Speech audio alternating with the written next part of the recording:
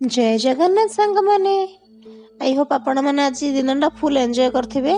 आज दिनटा बोली नुह कल रात 12 ठार आई होप आपण समस्त एंजॉय करथिबे। तो आज हम बनैबा आसंतु एग बिरयानी। आज मु बनैथली एग बिरयानी कहीं आज नॉन वेज एमती भी कहीं खाती केवल सार का बनता। तो से प्रथम आपण बिरयानी चाउल को लेकिन गरम पानी प्रथम पानी को गरम कर देकी से गरम गोटा गरम मसला को देबे। तापर से चाउल को पूरा पानी गरम हो गला चाउल को देबे और से लुण देबे टिके जमीती कि पानी चाखिले आमको अधिका लुण लगुथिबो। तापर 3-4टा बड़ पियाज को काटिकी ताको भल भाव भाजी देबे जमीती से पूरा क्रिस्पी हो जिवो। तापर अंडा को मैरिनेट कर रखिथिबे हळदी लुण आउ लंका गुंड देकी ताको भल से भाजी देबे। आपण ए पाखरे मो डब्बा देखि भाबुथिबे ये कोन रखिची।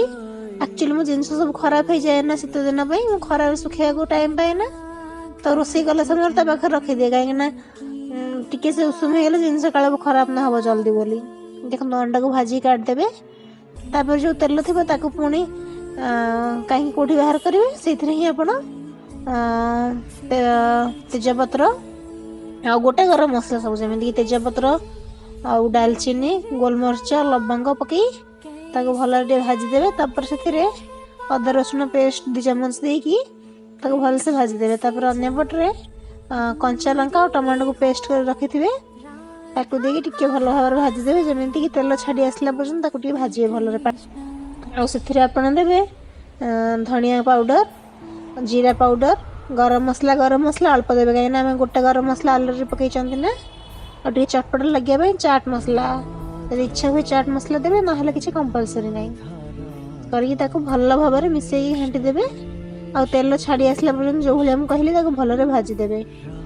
और भाजिया टाइम लगे ना ता भर मो चैनल को जाकि सब्सक्राइब करदे और रेड बेल आइकन टाक भी दबाई देवे। ये देखो आप दबाया भितर मसला भी रेडी हो गलानी। तापर अंडा को पकई देकी अल्प पानी देकी ता ऊपर धनिया पत्र और जो रखी थे आम पियाज को क्रिस्पी करिकी से 1/4 पियाज पूरा क्रश करके पकई देवे तो कहीं से फ्लेवरटा भल आसो पकई देकी भल मिसई देवे। तापर आप घोड़े किसी समय अंडा को माने मसला मिसी जावाक देवे।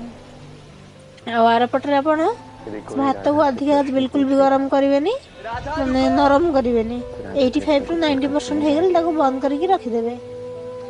देखो मुझे अल्प पानी भी देगी कली कहीं मसला जेहतु कम अच्छे आप चाहिए दही भी दे पारे बट मुझे दही दौनी कहीं आम कहते ना दही सहित अंडा खाती अवश्य लास्ट आम जो सालाडटा करूँ दही पड़ी थाए फिर भी मैं दही पकईनी होगला मसलाटा रेडी। तापर मैं अल्प धनिया पत्र देती कहीं धनिया पत्र फ्लेवरटा बढ़िया आसे ना आउे आउ जहाँ थी से अधा जो पियाज क्रिस्पी कर रखी देदेवे आउे भात को पकईदेवे। भात को मन रखी 85 to 90% ही करेंगे ना से एकदम नरम हो भात को भल भाव खेलदेवे। जेहेतु ठंडा अच्छी भात मो हाथ भी खेल दूसरी ना मो हाथ बिल्कुल भी संभाल टे उपर भल भाव गार्निश कला भाया सबतक पियाज को पकईदे मैंने क्रिस्पी पियाज तापर आप पुदीना पत्र धनिया पत्र को देवे और जब चाहिए आप केसर आउ फूड कलर भी दे पारे बट जेहेतु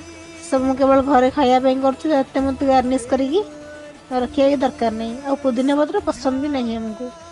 देखु तापर 10-15 मिनट कम फ्लेम रखिए। तापर देखो कि सुंदर भाव मसला रेडी होगी बिरयानी रेडी हो जाइए ऊपर चाउल गोटा गोटा भी अच्छी आपण मैंने भी ये बनइबे कौ भाया लगे आपन को मत जनइबे।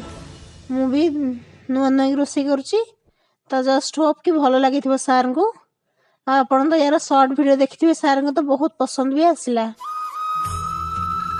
और जो मैंने रोषे करते घर से गोटे कथा निहाती जानते जदि कहीं खाइबार प्रशंसा तो खाइबार बनवाई इंटरेस्टा बहुत आसी जाए और नुआ नुआ जिनस बनई भी खाया देवा इच्छा होता है।